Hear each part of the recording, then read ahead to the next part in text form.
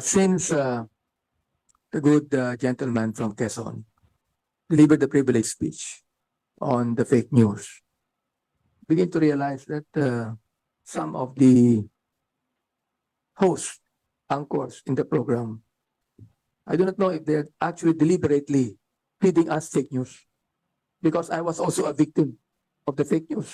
I think that Madam Badoy knows about that. Isn't it? No, I was a victim. You know that. You talk against me for a while at SMI, and I refused to answer back because it's not true.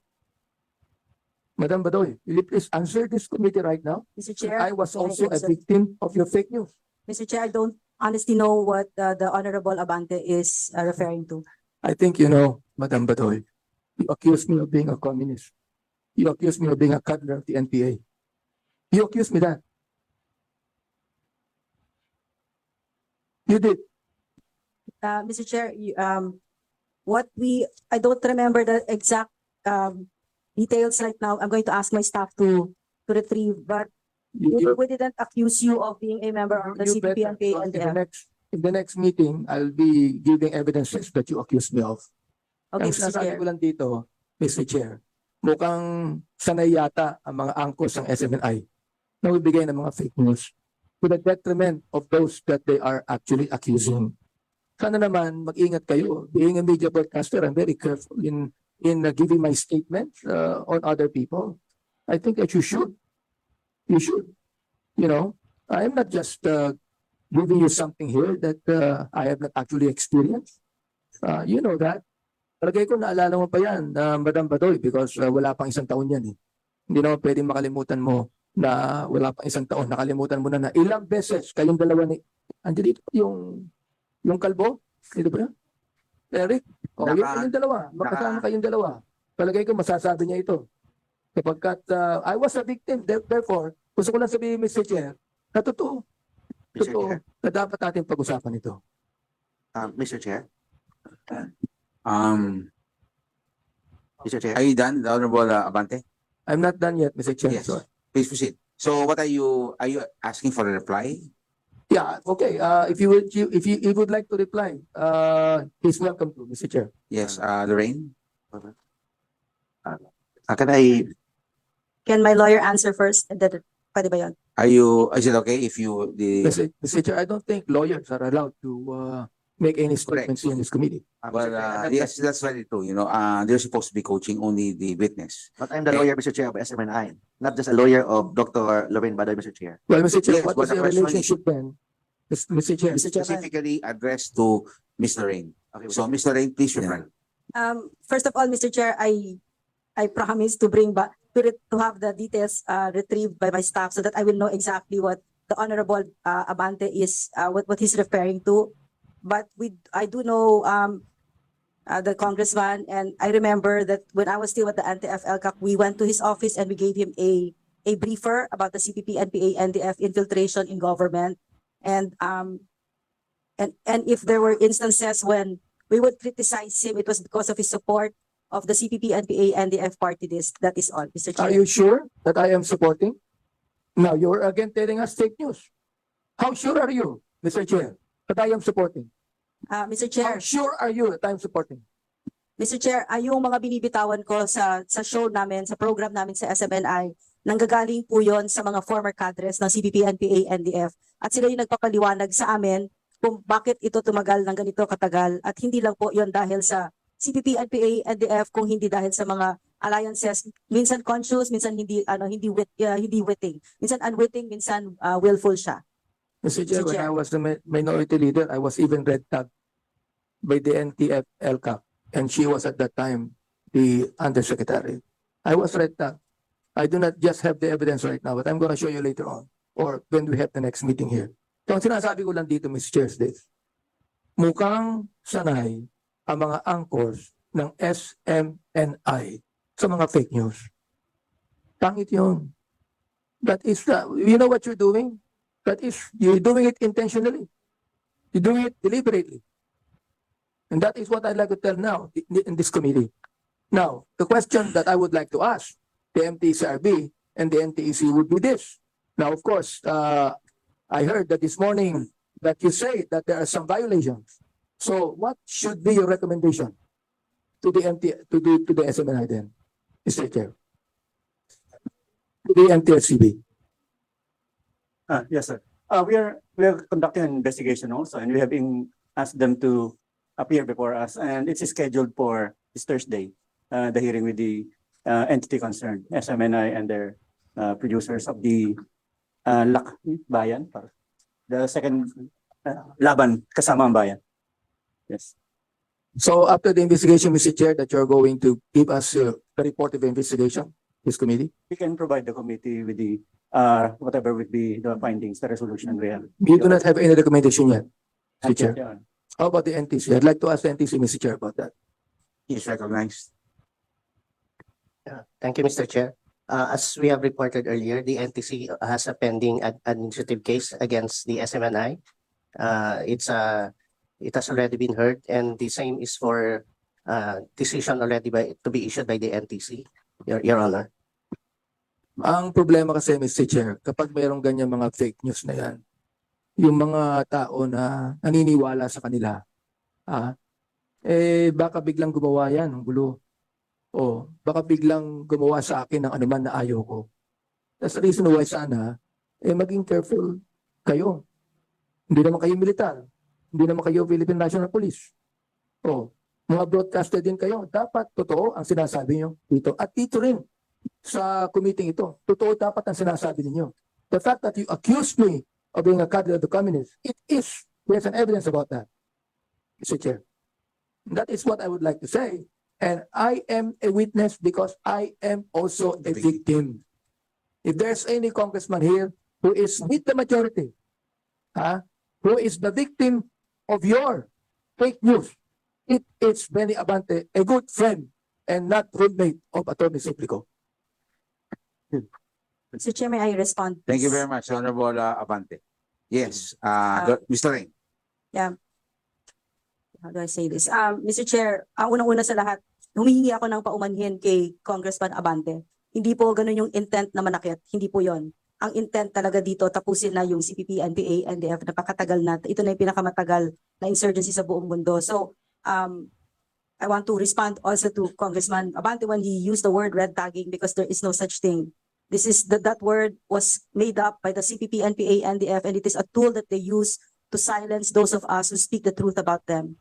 And in fact, our courts, all the way up to the Supreme Court, have already ruled very clearly that there is no danger to life, liberty, and security when you're identified as a member of the CPP, NPA. And if pwede po kong ibigay yung dokumento na yun po, Mr. Chair, yung mga rulings ng Court of Appeals, ng Regional Trial Court, kasi nga po sa unang sinabi ko, sa laban na ito, niyakap na namin ang mga banta, ang mga kaso para patahimikin kami. Pero hindi po namin intent ang Si Honorable Rep.Abante has the floor.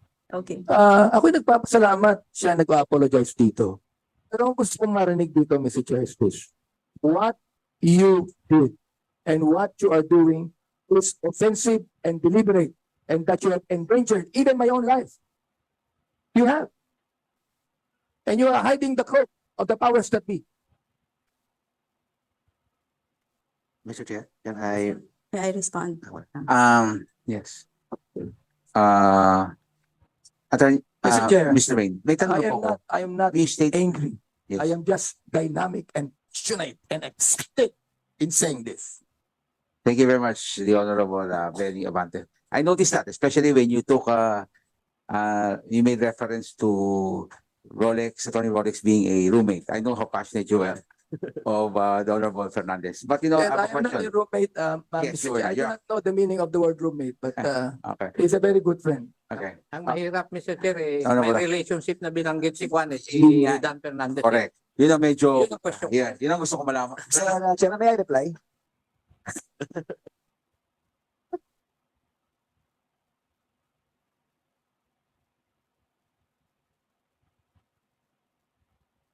Gusto niyo po mahinto yung CPP, NDF controversy at yung kanilang rule. Kaya anong polisyon ng sabihin nyo na si Kong Abante ay cuddler?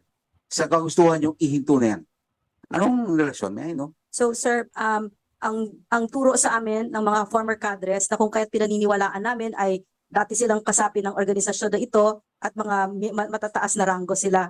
Kasama dito ang Security Cluster, Intelligence Cluster, AFP, PNP. So, bakit namin sinasabi na why do we need to name yung mga kaibigan ng CPP, NPA, NDF? Kasi po, doon tayo nasaktan yung pag-co-op nila ng mga, minsan pa nga maraming beses inosente. As I said earlier, ako graduate ng UP, ganun din ako, sir. Matagal akong nagde-defend sa kanila Opo. kasi magaling Okay, so sila. Yeah. ano ang relasyon? How do you end it? By making an accusation No. and now the Honorable Abante is categorically saying he is not. No, sir. And it is, then how do you end something like that? Every time na may marinig ka, you will make that blatant accusation? No, sir. Very, very important when you name and when you identify that you stand on solid ground. Pag sinabi mo na ito ay miyembro ng CPP, NPA, NDF, No. to answer your question, how do we end? Yeah, How does that end? by saying that Congressman Abante is a cuddler. That's what you Mr. said. And your Mr. first Chair. response was you want to end it. That's why you had to Yeah. do it. Mr. Chair, The question, I cannot see the relationship of that Yeah. statement. How does that work? Mr. How- Chair, how- can I how- just say something here Yes. before you would Yeah. answer? Because of your accusation, no? Ano sabi ni Pastor Apollo Quiboloy sa akin? Ito, ikondina nga ninyo ang gawa ng CPP, NPA, NDF. Ito na ang gawa ng NPA na armed group. Pag hindi ninyo makondina yan, Mayor Magalong at Congressman Abante, hindi red tagging ito. Kasabwat kayo at nagtaksil kayo sa taong bayan. Now, saan nakuha ni Pastor Paulo Quiboloy? Saan yan nakuha? Sa inyo. Pwede ko pong sagutin, Mr. Chair. Yes, So, please. That's a good question. yes, Mr. it's Ray. a very good question. So, Mr. Chair, ang sagot po doon, ang tinuro sa amin ng mga kadre, mga dating kasapi dyan, parang gold standard ng CPP, NPA, NDF yung magkondena kasi bawal sa kanilang konstitusyon yon. So, gold standard yon para ma-identify mo. So, to move forward to Congressman Abante's question, bakit, anong connection niya dito, di ba? Anong connection niya? So, ang turo sa amin, kaya ito tumagal kasi co-opted. Hindi mo alam na you are already defending and aligning with the CPP, NPA, NDF, and how it ends is, at the end of it all kasi, Mr. Chair, is propaganda to recruit our children. Yes, sir. Mr. Chair. Mr. Chair. Yung sinabi nyo, binitawan yung salta, tapos hindi po tama. Okay. Hindi ba ho nakakaawa yung naakusan? Yeah. Mr. Chair, can I answer? Yes, please. Can I answer? So, ang pagkakaalala ko, hindi ko alam masyado yung details ngayon, pero ang pagkakaalala ko, yung kung bakit nasabi yon tungkol kay Congressman Benny Abante ay dahil merong final na bill ang CPP, NPA, NDF party list at isa siya sa nag-co-author. So ang turo sa amin, ang turo sa amin ng mga kadre at saka ng intelligence sector, mga AFP, PNP, ito yung kung bakit tumatagal na nagagamit yung mga totoong kongresista natin, yung mga totoong nagmamahal sa bayan as cover. Pwede ko malaman, sino po ang kongresista nag-file ng bill na gano'n at nag-co-author siya? Are you referring to any block in Congress? The Makabayan Block, Mr. Chair, that is the official stand of the NTF-ELCAC, that the Makabayan Block is a front of the CPP, NPA, NDF. Official stand. Anong bill po yun, Mr. Chair? Ano pong bill yun? Po. Ano pong bill? which Nag-co-author po siya. Sabi niyo Mr. nag-co-author po siya, kaya Oo. yun inakusan. Ano pong bill yun? Mr. Chair, pwede bang, yun ang hindi ko nga maalala, Mr. Chair. So kung pwede ba, sa next meeting, Okay. sa next hearing, Sige dadalhin ko po, Mr. Yan Chair. ang tatanungin po natin, ha? Yes, Mr. Chair. Salamat po sa inyo. Yes, Mr. Chair. Umani naman ito ng iba't ibang reaksyon mula sa ating mga netizens. Ayon kay Jericho Domingo, iniiba lang nila ang usapan, gusto nila na makalimutan ng taong Mangbayan Extraordinary Funds na issue, hoy mga congressman, ilabas nyo resibo nyo at ipakita nyo sa taong bayan. Pahayag naman ni Rebecca Israel, honorable na walang honor, hindi sila patas, mga diktador. At ito naman ang saloobin mula sa ating kababayan na si Eddie Lasaga, dapat tanggalin na ang Kongreso para madami tayong pondo na pera, igastos na lang sa mga proyekto kesa makurakot lang dyan sa Kongreso. Mga kababayan, feel free to comment below para maglabas ng saloobin sa balitang ito.